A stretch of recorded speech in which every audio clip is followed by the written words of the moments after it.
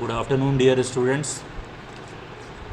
So, after completing 3 units, we are stepping towards the fourth unit, in which we are going to cover the topic like earthquake and certain geological condition which is required for construction of buildings, tunnels, dams and reservoirs, bridges, railways and highways. And after that, in unit 5th, we are going to cover the geophysical exploration of the soil, subsoil, to get the conditions, to know the condition of the subsoils, which is required for providing foundation for any type of infrastructural development. So in unit 1 we have, I will try to review some of the things which we have covered in our syllabus. In unit 1 we have covered the application of geology, and after that we have come to learn about some rock forming minerals, their properties like physical properties, chemical properties and engineering properties. Later on we have discussed the properties of rocks to be a good building material. In unit 2 afterwards we have discussed about the igneous rocks, sedimentary rocks and metamorphic rocks, and later we have discussed about the properties of those rocks, and properties may be mineralogical in nature, chemical in nature, physical properties and engineering properties. Later, switching to the unit 3rd, we have discussed the part of structural geology, in which we have covered the dip and strike, folds, faults, their properties, their formation, their classification, and how they are affecting the geology of any place. Once after covering the folds and faults part, we have covered the unconformity and jointed rocks. Later, after discussing the structural geology in unit 3rd, we have discussed about the landslides, and in landslides we have discussed the various classification, various human activities which is causing the landslides, effects of landslides and preventive measures that should be taken to overcome the effects of landslides. Now in the unit 4th we will discuss about the earthquake chapter. So now we will start what actually earthquake is. Earthquake constitutes of the one of the world worst natural hazards, same as landslides. And sometimes what happens that seismic activities also triggers the landslide in a hilly terrain. So earthquake is also just like a landslide, one of the worst natural hazards which often turns into the disaster. There is a difference between hazard and disaster. So you should try to understand the fact what hazard means and what disaster means. Uh, uh, Natural hazards which often turns into the disaster, causing widespread destruction and loss to the human life.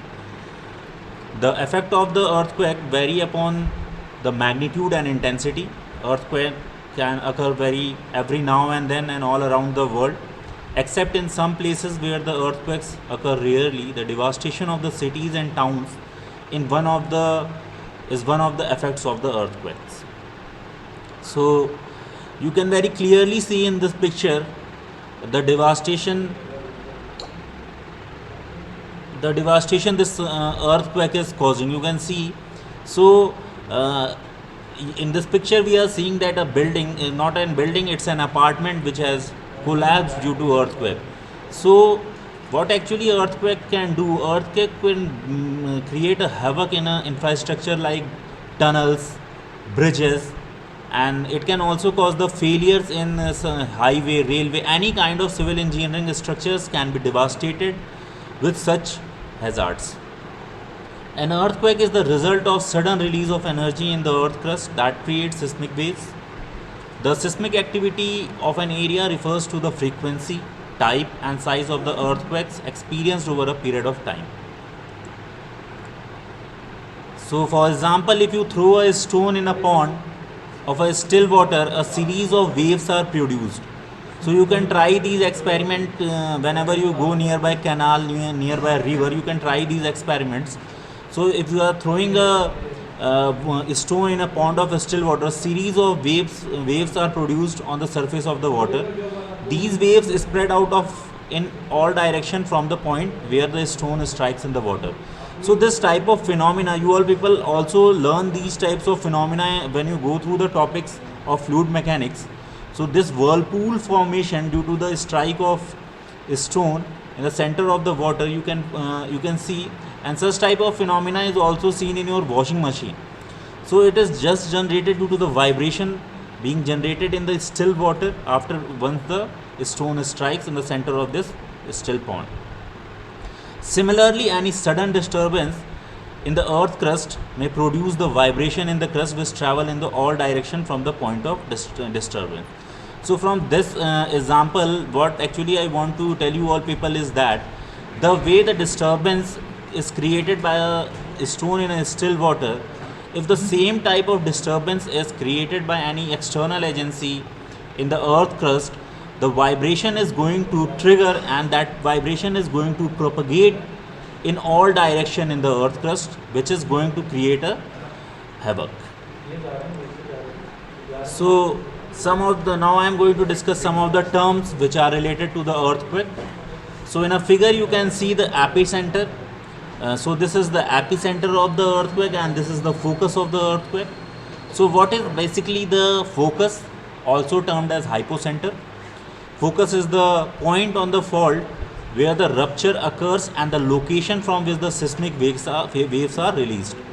So what is epicenter? Epicenter is the point on the earth's surface that is directly above the focus, the point where an earthquake or underground explosion originates. What is fault line? You all people have gone through this term fault. What basically fault is. So now I will discuss what is fault line. A fault line is the surface trace of a fault, the line of intersection between the earth's surface. In this figure you can see the fault scrap epicenter over here. So this is the focus of the earthquake, and this line is termed to be the fault line, and these are the wave fronts which are generating. So in this figure you can clearly see the wave fronts, how it is generating from the focus of the earthquake, and it is the epicenter of the earthquake. You can find the fault scrap over here. And now you can see what is fault plains. Fault plains are the cracks or the sudden slips of the land. Fault scrap is a topographic expression of the faulting attributed to the displacement of the land surface by the movement along the fault. So in this figure, this is basically the fault scrap. So there might be some natural causes for earthquake, there might be some man-made human activities which are going to generate some things. Now we are going to see the causes which are basically causing the earthquakes. The primary cause of the earthquake is faults on the earth crust of the earth. So fault is a natural phenomena found in the rocky materials, or I should say in a mountains. Fault is a natural phenomena, it is not a man-made phenomena. A fault is a break or a fracture between the two blocks of the rock in the response to the stresses.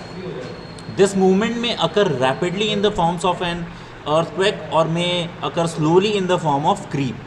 So earth scientists use the angle of the fault with respect to the surface known as the dip and direction of the slip along the fault to classify the faults. So students, in unit 3rd we have gone through all these phenomena. What is fault, what is direction of slip, what is angle of fault, and what is dip angle, what is a strike angle. So we have gone through these things in unit 3rd. Also we have gone through normal faults, but also I am discussing about the classification of faults. Normal fault, a dip slip fault in which the block above the fault has moved downward relative to the block below. Thrust, that is reverse fault, a dip slip fault in which the upper block above the fault plane moves up and over the lower block. A left lateral strike slip fault, it is one of the one on which the displacement of the far block is to the left when viewed from the either side. A right lateral strike slip fault, it is one on which the displacement of the far block is to the right when viewed from the either side. Some major causes on the basics of its causes are surface causes, volcanic causes, and tectonic causes. Surface causes like great explosions, landslides, slips on the steep coast, dashing of the sea waves, avalanches, railway trains, heavy trucks, some large engineering projects causes minor tremors. Some of them are man-made and other are the naturals. Like explosions are man-made, landslides are natural, slips on the steep coast are natural, dashing of the sea waves are natural, avalanches are natural, railway trains are man-made, heavy trucks are man-made. So there are some natural phenomena and there are some man-made phenomena which are causing the landslides.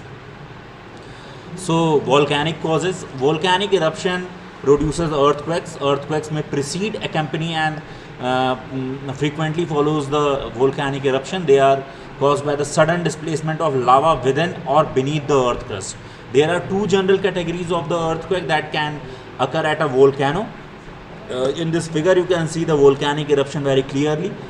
So it is a kind of volcanic tectonic earthquake or long period earthquake. Tectonic causes, structural disturbance resulting in the parts of lithosphere is the main cause of this type of earthquake. Most of the disastrous earthquake belong to these categories and occur in the area of the great faults and fracture. Sudden yielding to the strain produced on the rock of the accumulating stress causes displacement, especially along the old fault zone known as the great transform faults. Plate boundary.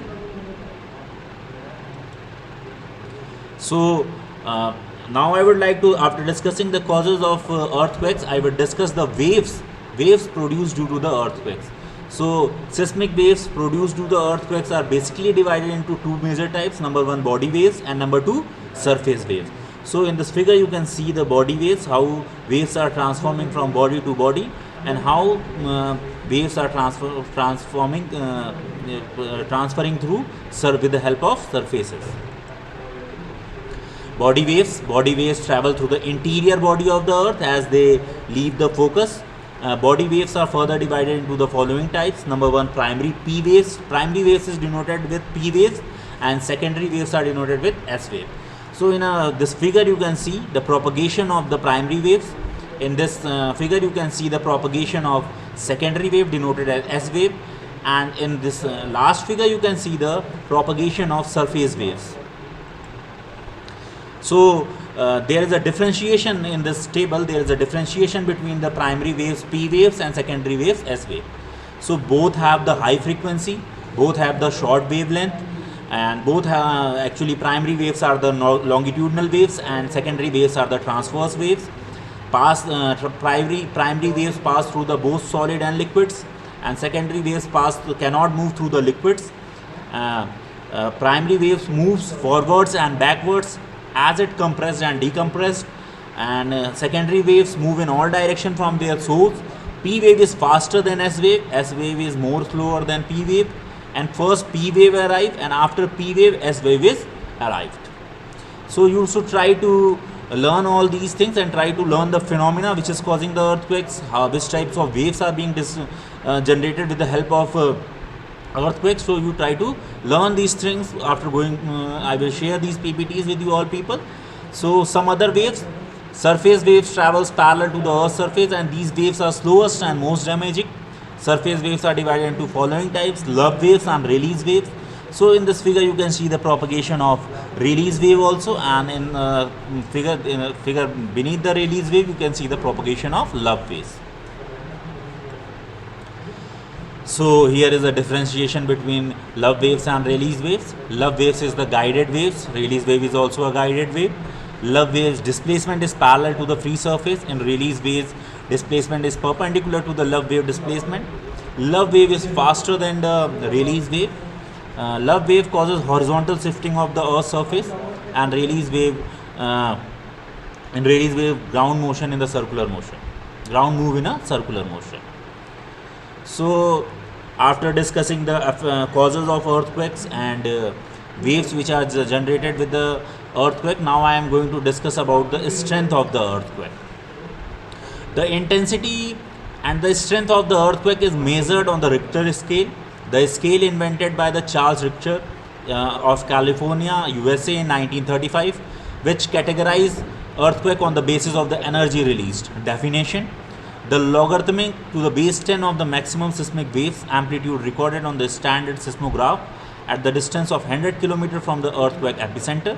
Scientists measure the strength of the earthquake using the machine known as seismographs. Seismology is the scientific study of the earthquake and the propagation of the elastic wave through the earth. This they are in this table you can see how they are categorized. If the magnitude is 8 and higher than 8, the earthquake is categorized as a great earthquake, and if it is between 7 to 7.9, it is categorized as major earthquake, and if the Richter scale reading is between 6 to 6.9, it is categorized as a strong earthquake. If it is between 5.5 to 5.9, it is classified as moderate, and if it is between 4 to 4.9, it is categorized as light, and if it is between 3 to 3.9, it is categorized as minor.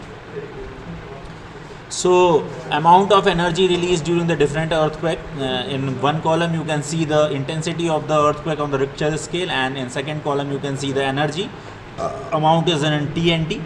So if the intensity is 1, it will be energy release will be 170 gram. It will be 2, energy release will be 6 kilogram.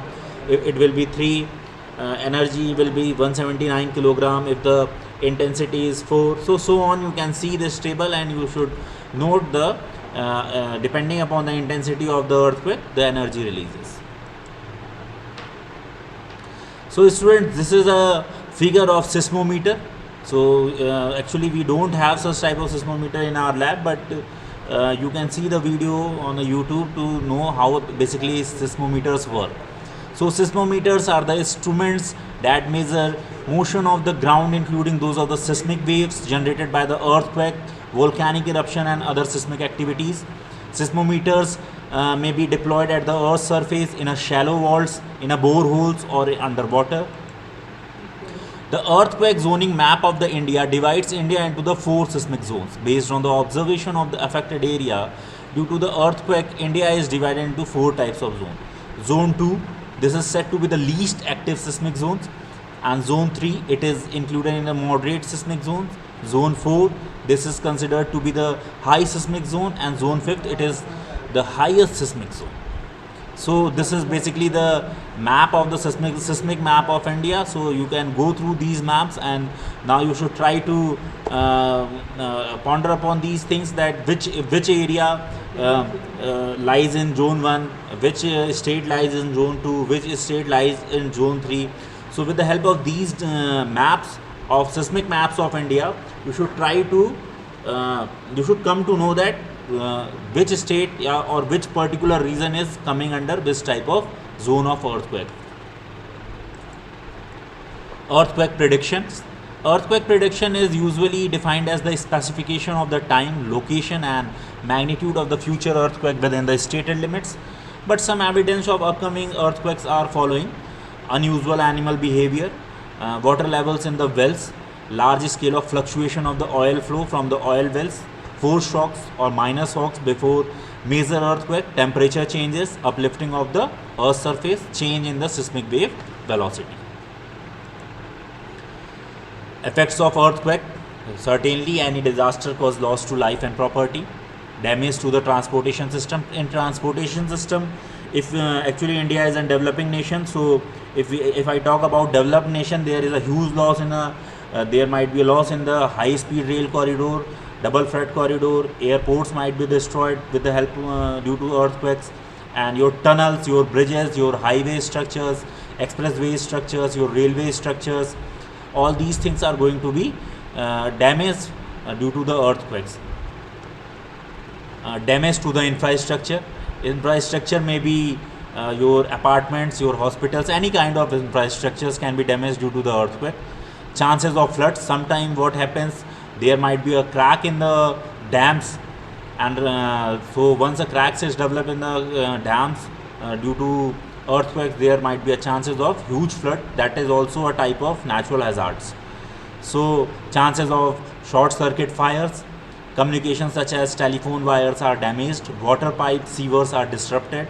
Economic activities like agriculture, industry, trade, and transports are severely affected due to earthquake. So actually, while I was going through the chapter of landslide, I have told you all people that landslide also triggers due to seismic activities, and it becomes disastrous when a seismic activity is accompanied by the high rainfall. If so, these types of failure also occurs. Second type of failure is shaking and ground rupture. Fires. So in these figures you can see what actually happens in the times of landslides. I have gone through several examples of the landslide and ground shaking and ground rupture once I was going through the chapter of landslides. So this is the way once an earthquake is triggering, so fire can also be triggered.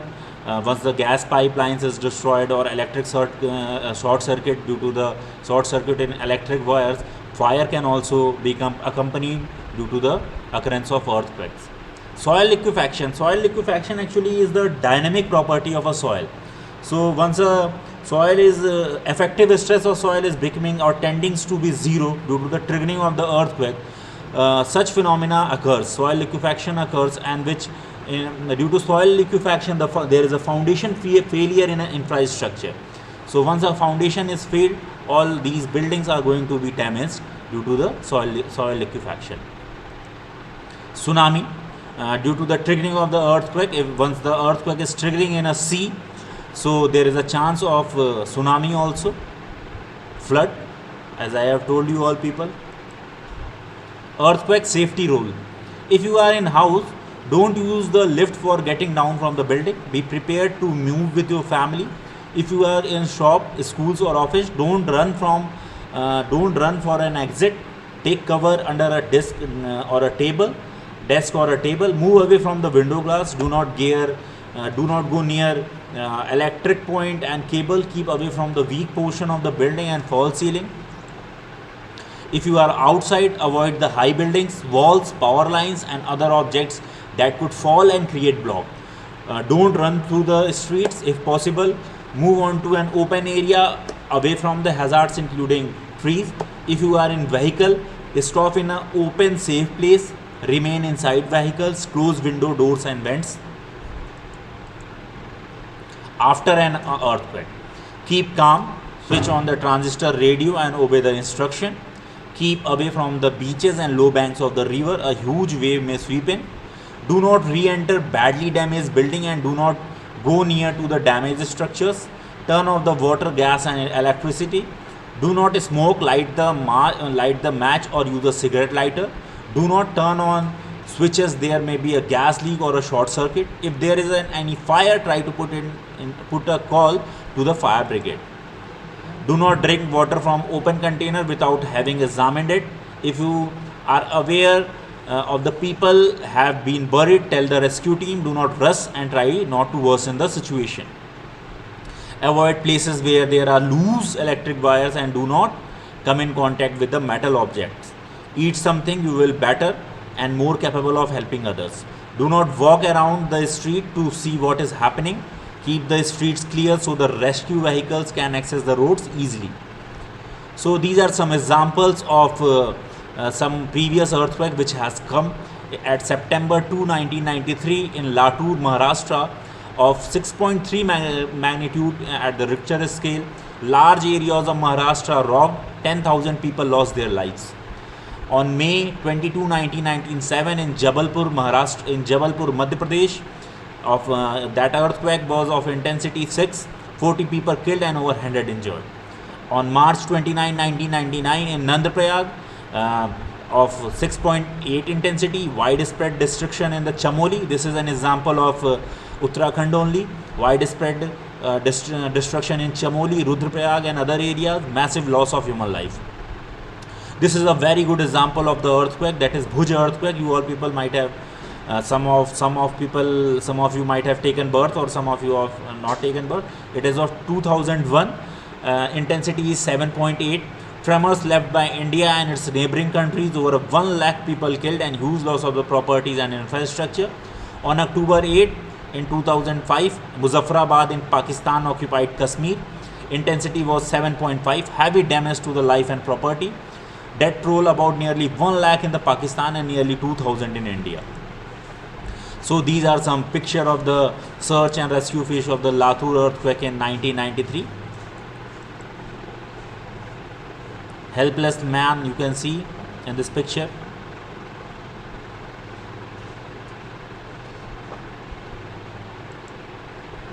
Disaster picture from the Kashmir earthquake in 2005. So now I would like to discuss one of the case study of Bhuj earthquake occurred on 26 January 2001, date 26,000. Origin 8 hours 46 minutes 42.9 second IST. Epicenter latitude 23.40 north and longitude 70.228 east. Magnitude 7.7 and focal depth is 25 kilometer. So in this diagram you can see it is basically the epicenter of the Bhuj earthquake. On the morning of January 26, 2001, the nation 52nd Republic Day, a devastating earthquake occurred in the Kutch district of the state of Gujarat. The earthquake was felt as far away as Delhi in the north, Kolkata in the east. Bhuj town and the village Bakshau, 60 km of the Bhuj, were the worst affected, and many other areas of the Gujarat, including its state headquarters Ahmedabad, were badly affected. There were more than 20,000 deaths and 1,67,000 people injured in the 4 districts of Gujarat lay in the ruin, and altogether 21 districts were affected. Around 3 lakh families and at least 3 million children under the aged 14 were affected. Around 6 lakh people were left homeless. In the city of Bhuj, more than 3,000 population of the city lost their lives. The main hospitals was crushed. Close to 90% of the buildings were destroyed. There was significant damage in the infrastructure with the facilities such as hospitals, schools, electric powers and water system, bridges, roads damaged or destroyed. So this is damage to the high-rise buildings in the Bhuj. 5-year-old girl recovers at the hospital in a Bhuj on Monday after 5 days. So you can see how much pain this girl might have gone through the Bhuj earthquake. Local response. The response within the India was immediate. The national and state government quickly provided assistance in many forms, including cash, medical supplies, communication teams, shelters, food, clothing, transport and relief workers. There were more than 185 non-government organizations, mostly Indian charities, which undertook the earthquake-related activities.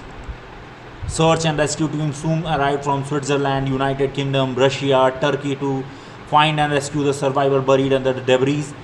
Relief team and the supplies soon followed from 38 countries as well as the United Nations agencies and many international NGOs such as Red Cross. The World Bank and Asian Development Bank sanctioned loans in less than 3 months after the earthquake. Gujarat Earthquake Emergency Reconstruction Project was started by GSDMA, Gujarat State Disaster Management Authority, with the financial help from World Bank, Asian Development Bank, Government of India and other donor agencies. Several state governments came forward to participate in the reconstruction work in the village. UN system, multilateral and bilateral agencies, NGO and other corporate sector participated in the relief and reconstruction work. Government of Gujarat provided assistance in the form of material and cash to the 218,000 families. NGO supplemented the effort by providing shelter to the about 7,000 families. About 65 NGOs were active in the Kutch alone, who adopted 211 villages, constructed 32,297 houses at the cost of 185.80 crores. The technical support was made available to the owner, who were provided loan to reconstruct the houses. So these are some earthquake which has occurred in Gujarat in 2001, in Kashmir in 2005 with their magnitudes. Here you can see in Uttar Pradesh in 1992, in Siachen, in Sichuan in China, Tangshan in China, Shaklin in China. Actually, you all people should, after coming through the chapter of earthquake, I have just discussed about the Bhuj earthquake. You should try to learn about the other case studies of the earthquake which has occurred all over the world. You should try to go through the case study of earthquake occurred in 1964 in Alaska with a magnitude of 9.2, in San Francisco in 1906 with a magnitude of 7.2, in California in 1989 with a magnitude of 6.9, in Mexico 1985 with a magnitude of 8, And so here you can see some of the earthquakes in Africa, like Morocco in 1960 of magnitude 5.8, Algeria 2003 6.8 magnitude. So try to go through the case studies of these earthquakes which has occurred meanwhile in these period throughout whole countries, so you will come to learn how what actually government has done regarding these things once the earthquake has occurred. In similar manner, you should try to go through the case studies of landslide also, not in only in our in your state, not in only Uttarakhand. You should try to go through the landslide and rainfall failures and floods. Such type of disasters have occurred throughout the whole world. So try to go through the case studies. Once you are going through the case studies of these natural disasters, you are going to come to know many things which are not known to you all people. So students, once again thank you for listening to me. Now I would be discussing the geological consideration required for construction of buildings, highway, railways, and all those topics in the frequent units. So once try to revise these topics. If you are getting any problem and you are unable to understand any topic, feel free to ask me, feel free to clarify your doubts. Thank you once again for listening to me.